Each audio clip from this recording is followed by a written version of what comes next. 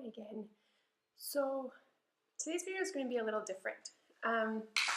Today I spent a little bit of time on a boda boda, which is a motorcycle taxi here in Uganda. And I was talking to the driver about my kids. And so my son was left under the seat of a bus. We don't know who left him, obviously, but he was found in Kampala, Uganda, coming on a bus from West Uganda. And so when he asked, the first question we get often is, where are the real parents, or where's the family? And thank you for taking care of them, but like, where's the family? And so my daughter's story is a little different, but for my son, I always have to say, like, we don't know any of his family because he was left in a bus. And often there's sort of this outrage by people, like, oh, how can people leave their children? How can they? But here's the thing. I have so much respect for my son's birth mom because there are a lot of situations in Uganda that cause women to abandon children in terrible places because they have no other choice. So we've heard of many children being left in pit latrines, like in basically outhouses, in the pit, like down the pit, in garbage piles, in water bottle boxes in the middle of a garbage pile, in the middle of a field, places where the chance of being found are slim to none, and the fact that children are found is a miracle. But there are many children that must go unfound every day because women are found in situations where they are held responsible if they become pregnant, even if those pregnancies are not by their choice. So whether they were raped or whether their husband forced them to have another child and then left them, or whether they've been sort of pushed out by the community for whatever reason and they have no way to provide for their child, or whether it's not safe for the child for some reason. I mean, there's a lot of witchcraft and a lot of that kind of black magic stuff that happens in Uganda, and it only takes one person to say that someone's cursed for that child to be considered cursed and for the child to be killed when it's born. And so there are so many situations that arise that you cannot judge women who abandon children in this country because you have no idea what led them to that decision. But no one can assume that it would be an easy one. Now, for my son, he had post-hemorrhagic hydrocephalus, and so we don't know when that occurred, if it was before he was left on the bus or after, we don't know, but we met him a couple months after coming to the baby home. He had it. They had misdiagnosed him at the baby home as having malnutrition, so we don't actually know when it developed. But my perception is that the mother, Abel's mom, saw that her baby was sick, saw that she couldn't take care of him for whatever reason, whether she had a bunch of kids at home already or whether she didn't, whether she just knew this baby needed more care than she could give him. But someone in his family, whether it was his mom or someone else, made the decision that this baby was not going to do well if he stayed with where he was. So they made the choice to leave him somewhere where they knew he would be found. There's no way that someone on a bus could leave a baby under the seat of a bus, and at the end of that shift, when the bus had reached its destination and was being cleaned, which is actually what happened, that they wouldn't find the baby there. There's no way, and they knew that.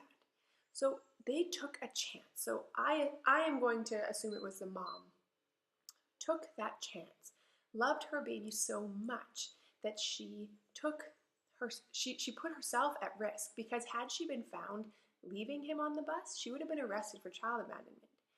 So she did this, putting herself at risk, but knowing it was what was best for her child because she could not provide for him. And for whatever reason, she didn't feel like anyone else in her family could either. Abel was about 4 months old, approximately. It's hard to gauge because he was so small and underdeveloped, but about 4 months old when he was abandoned. So she tried to take care of him. But maybe he was just getting sicker and sicker. Maybe there was something going on that she just knew, this baby's going to die if I keep him. And he almost did. When he was brought to the baby home, he spent over a month in the hospital, and they didn't think he was going to survive. So she did what she thought was best. So I guess what I'm saying is, it's always the first instinct to think it's horrible and to blame people when they surrender their children. And I mean, this is an extreme situation in a country, but it doesn't matter where that decision is made, whether it's in America or Canada or Europe or Africa or China, when a mother decides to surrender her child, very rarely, if ever, that is an easy decision.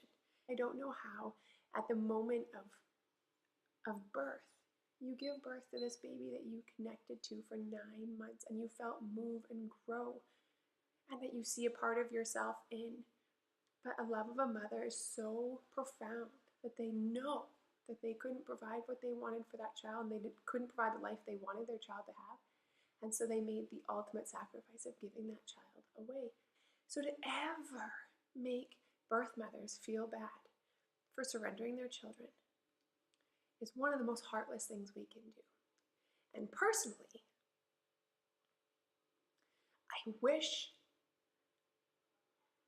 I could meet Abel's mom,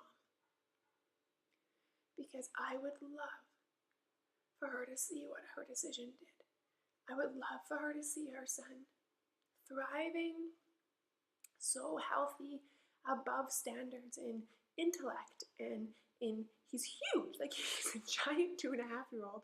This tiny little baby has grown into this giant, strong, smart boy. And I would love for her to see that, because I know in my heart that she thinks of him and she wonders if he's okay and if her decision saved him. And I would love to be able to see her and to show her, yes, your decision, your selfless decision, gave your son an incredible life, and he is strong and he is loved beyond measure. So thank you.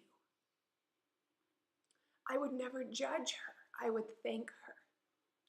And I know the chances of her ever seeing a video like this are slim to none, because she's probably from a smaller community or a village in Uganda, and she probably doesn't have access to internet. She's not going to be looking up adoption blogs if she is. But I wish with all that I am that I could see her and thank her and hug her and love her for that sacrifice.